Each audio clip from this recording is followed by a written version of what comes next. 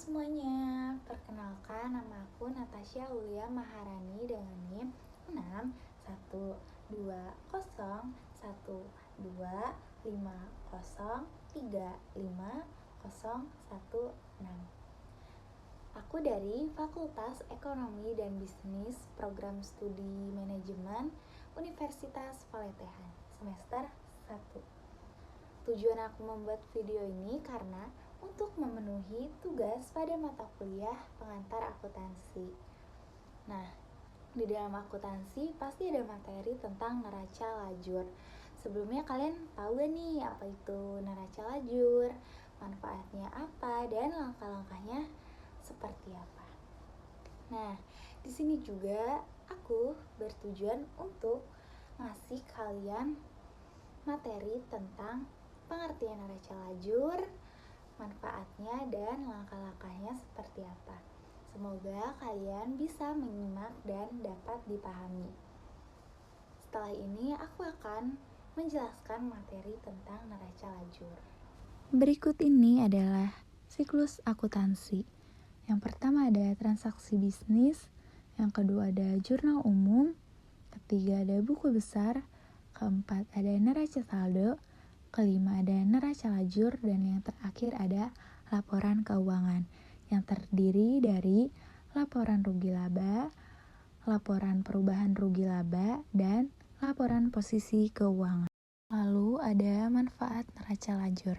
Yang pertama, mengurangi kemungkinan terjadinya kesalahan dalam penyusunan laporan keuangan. Dan yang kedua, menghubungkan akun dan penyesuaian serta pengaruhnya terhadap laporan keuangan. Membantu pelaksanaan audit atas laporan keuangan dalam hal kegiatan perencanaan dan pengorganisasian audit. Dan yang kedua itu ada penggunaan neraca lajur. Neraca lajur dibuat pada akhir periode akuntansi sebelum atau sesudah proses penyesuaian. Selanjutnya di sini ada format neraca lajur. Kolom yang pertama ada kolom perkiraan. Dan kolom yang kedua ada kolom neraca saldo, di bawahnya ada debit dan kreditnya. Kolom ketiga ada kolom penyesuaian, di bawahnya juga ada debit dan kreditnya. Yang keempat ada kolom neraca saldo setelah penyesuaian, di bawahnya juga sama, ada debit dan kreditnya. Yang kelima ada kolom rugi laba, bawahnya juga sama, ada debit dan kredit. Dan terakhir ada kolom neraca, bawahnya juga ada debit dan kreditnya. Selanjutnya di sini ada langkah-langkah penyusunan neraca lajur. Yang pertama ada memasukkan neraca saldo. Memasukkan akun yang terdapat dalam buku besar perusahaan. Nah, di sini ada nama-nama akunnya. Yang pertama ada kas, di debit sebesar 2 miliar. Sewa dibayar di muka, di debit juga sebesar 4.800.000. Bus di debit sebesar 1.400.000. Perlengkapan kantor di debit sebesar 56 juta. Utang usaha di kredit sebesar 1.370 juta. Modal Pak Anton di kredit sebesar 1.655 juta. Pendapatan jasa angkutan di kredit sebesar 39.200.000. Beban gaji di debit sebesar 3 juta. Nah, ini kita totalkan. Di debit itu totalnya 3.064.200.000 dan di kredit juga sama sebesar 3.064.200.000. Selanjutnya langkah yang kedua, memasukkan penyesuaian. Memasukkan penyesuaian ke kolom penyesuaian dengan selalu mengacu ke ayat jurnal penyesuaian yang telah dibuat sebelumnya.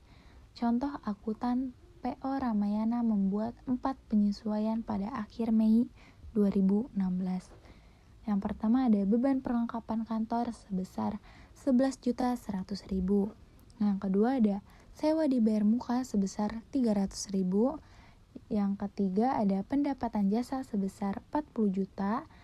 Dan yang keempat ada beban penyusutan bus sebesar 10.100.000.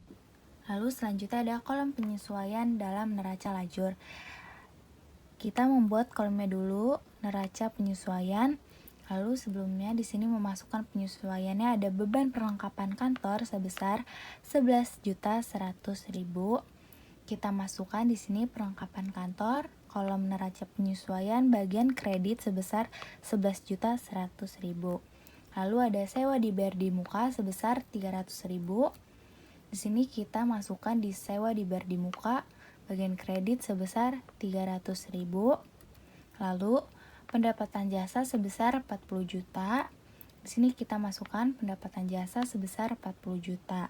Lalu di bawahnya juga kita masukkan ada beban perlengkapan kantor bagian debit sebesar 11.100.000, ada beban sewa sebesar 300.000, beban penyusutan bus sebesar 10.100.000, ada akumulasi penyusutan bus sebesar 10.100.000 di bagian kredit.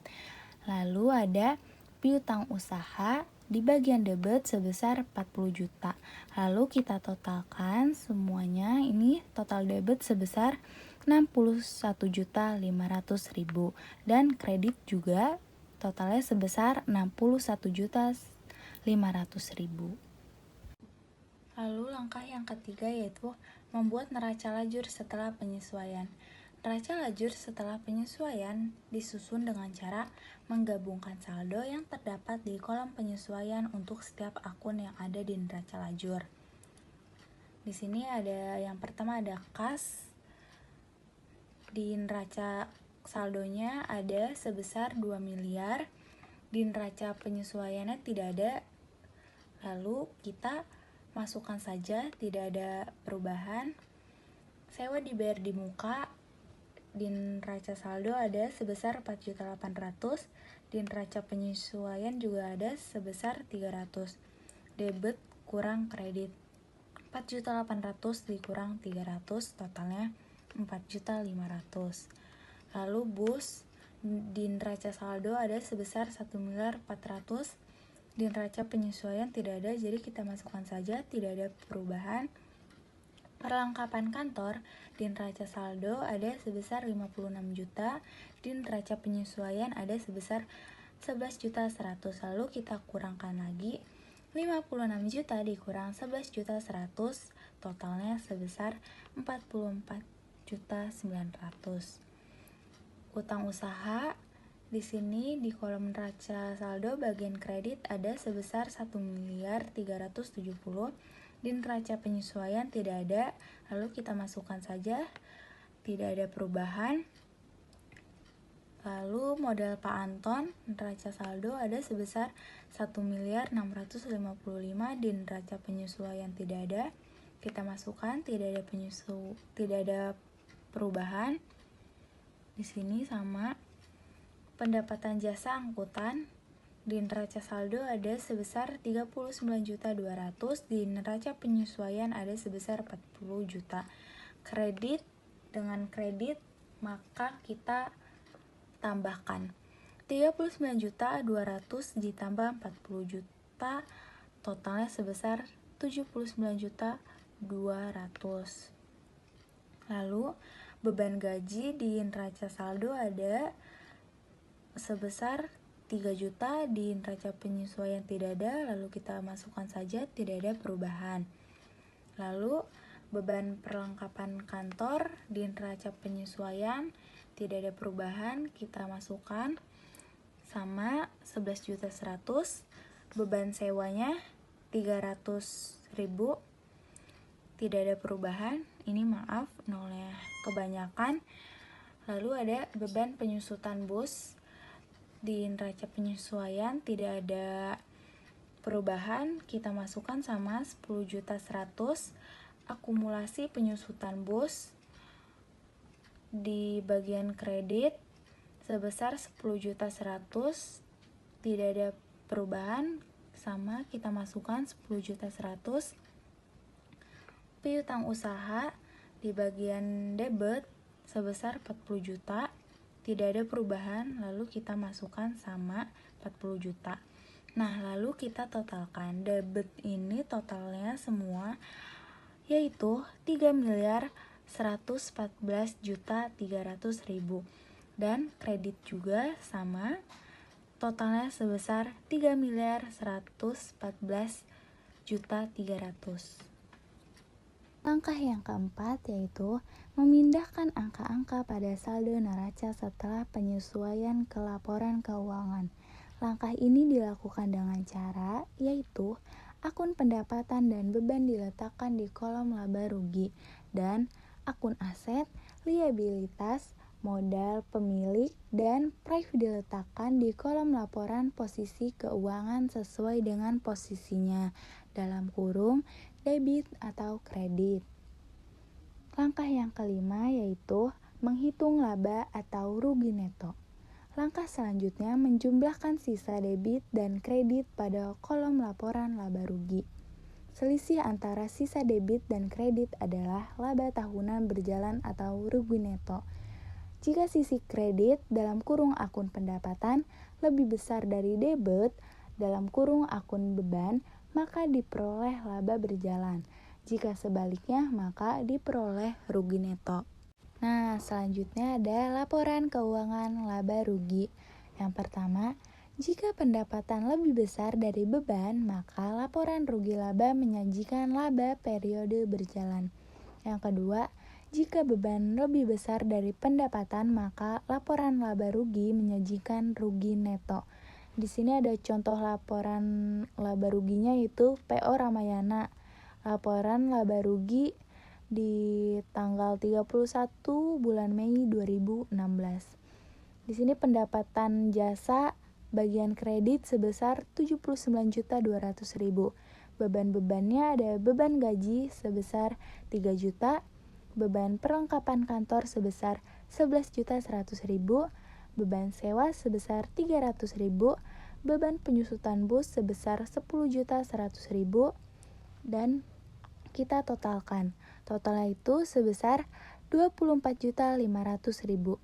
Lalu kita jumlahkan juga 79.200 dikurang 24.500, totalnya sebesar 54.700.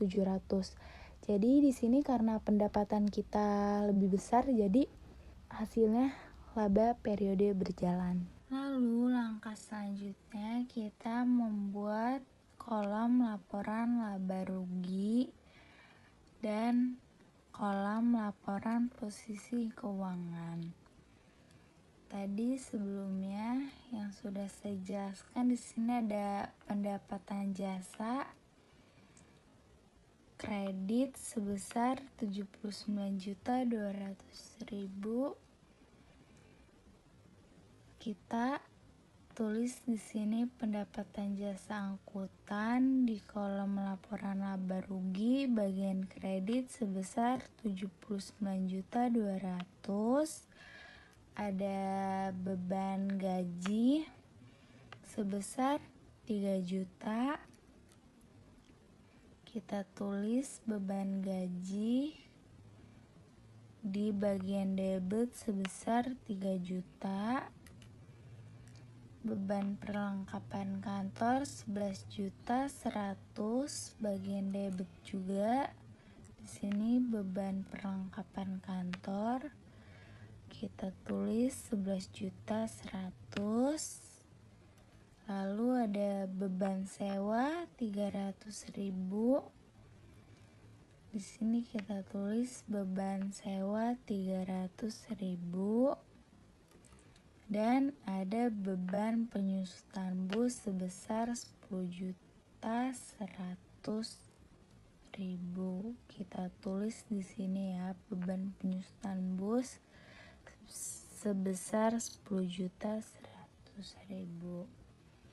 Lalu kita totalkan bagian debit ini, totalnya sebesar 24.500.000.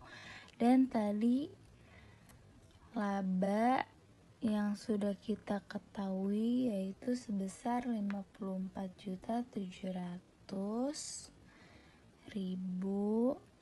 Di sini kita tulis di bawahnya dan kita totalkan 24.500.000 ditambah 54.700.000 totalnya 79.200.000. Dan di bagian kredit juga sama saja, hasilnya sebesar 79.200.000. Lalu selanjutnya kolom laporan posisi keuangan kita pindahkan saja dari yang awal. Di sini ada kas bagian debit sebesar 2 miliar, kita tulis. Sewa dibayar di muka sebesar 4.500.000. Bus sebesar 1.400.000. Perlengkapan kantor sebesar 44.900.000. Lalu utang usaha bagian kredit sebesar 1.370.000. Modal Pak Anton di kredit juga sebesar 1.655.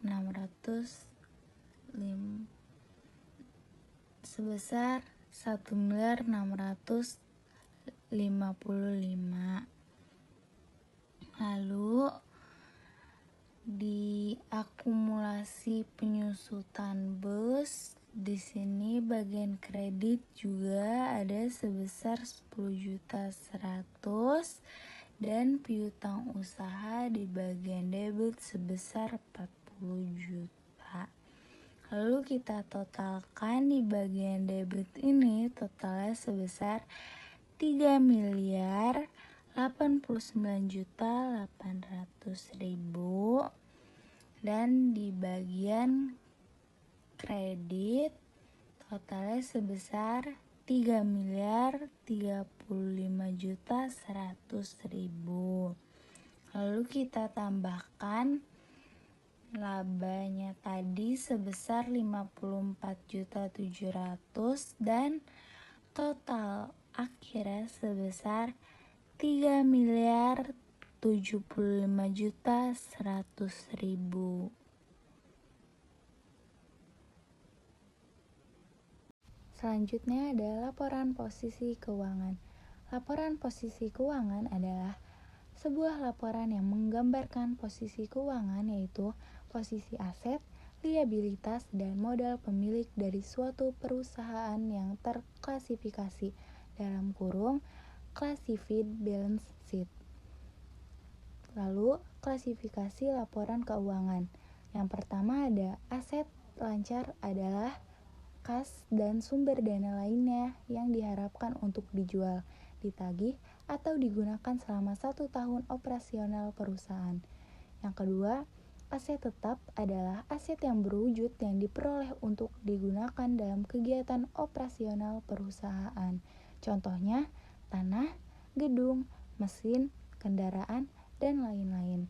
Yang ketiga, aset tak berwujud. Contohnya itu hak paten, merek dagang atau brand, hak cipta, rahasia dagang, dan goodwill.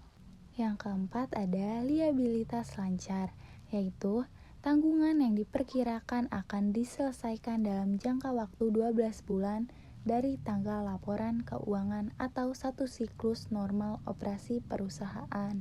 Contohnya, utang usaha, utang bank, pendapatan diterima di muka, dan utang pajak. Yang kelima ada liabilitas jangka panjang, yaitu tanggungan yang diperkirakan akan diselesaikan dalam kurung dilunasi lebih dari 12 bulan dari tanggal laporan keuangan atau satu siklus normal operasi perusahaan. Contohnya, utang obligasi dan utang bank yang jatuh temponya lebih dari 1 tahun. Dan yang keenam ada modal pemilik, bagian hak pemilik dalam perusahaan yang merupakan nilai sisa dari aset suatu perusahaan setelah dikurangi dengan liabilitas. Nah, itu tadi sedikit penjelasan materi tentang neraca lajur dari aku. Semoga videonya dapat bermanfaat dan mudah dipahami. Mohon maaf jika ada salah penyebutan. Terima kasih sudah menonton. See you next video. Bye-bye.